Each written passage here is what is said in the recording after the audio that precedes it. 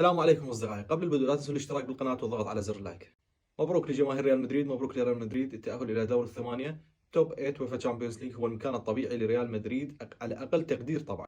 على الرغم أن مباراة اليوم كانت مو مستوى الطموح، مو مستوى المطلوب لريال مدريد، ولكن ريال مدريد من الفرق الكبيرة، من الفرق اللي تعرف شلون تتأهل. كلنا نذكر المواسم السابقة بدوري أبطال أوروبا. ريال مدريد هواي لعبات بدوري الأبطال، اللي هي شخصية البطل. نعم، موجود شخصية البطل اللي هو يعرف شلون ياخذ الانتصار، يعرف شلون يحقق التأهل. ريال مدريد فعلا اليوم شخصية البطل، قدر يتجاوز لايبزيج على الرغم انه المستوى الكبير اللي كان قدمه لايبزيج، خصوصا بالشوط الاول. اكثر من تهديد على المرمى، تصديات لونين كان مؤثر باللعبتين، بلعبة الذهاب والاياب. قدر ينقذ ريال مدريد من الخسارة. بدأ ريال مدريد اللعبة ب 4-3-3، بيلينغهام كمهاجم وهمي، وفالفيردي وفينيسيوس. دخول كامافينجا بخط الوسط، استغرب انا على انشيلوتي انه يخلي كامافينجا بخط الوسط. هواي لعبات كامافينجا من يلعب ظهير ايسر، خصوصا من كان مندي مصاب، يقدم مردود ممتاز او فوق الممتاز. دخوله بخط الوسط ياثر على الفريق وعلى المنظومه بصوره، يعني بصوره مبالغ بها.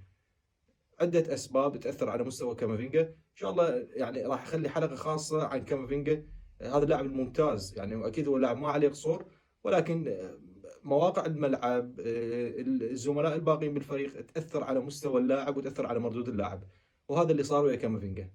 شوط اول كان صعب كلش على الريال، ونتيجه ايجابيه وممتازه للريال انه طلع بيها بالتعادل.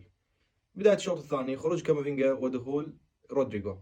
رودريجو صار مكان فالفيردي على الجهه اليمنى، فالفيردي رجع لخط الوسط. تحسن المستوى الهجومي للريال نوعا ما. بدا يلعب على مرتده، وقدر من هجمه مرتده بعد ما كانت هجمه للايبزيج. توني كروز مرر الكره لبيلينغهام، وبيلينغهام تمرير رائع لفينيسيوس. فينيسيوس سجل هدف.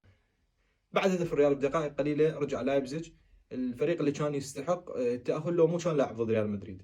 ريال مدريد من الفرق، انا ارجع اقول، من الفرق القويه، من الفرق اللي تعرف شلون تفوز. انا متاكد لو ريال لايبزيج لاعب بهذا المستوى ضد فرق اخرى، او فرق اخرى لاعبه بمستوى الريال اليوم، كان خسرت من لايبزيج وحتى بنتيجه كبيره. يعني انا كمشجع لبرشلونه متاكد انه برشلونه لو اليوم كان مكان ريال مدريد كان ممكن خسر بفارق هدفين او ثلاثه او حتى اربعه. ولكن ريال مدريد هو بطل. كل الأحوال ريال مدريد فقد السيطرة على خط الوسط لحد الدقائق الأخيرة من اللعبة، وهو نزول مودريتش. مودريتش هو ساحر، مودريتش لاعب ذكي وموسيقار خط الوسط.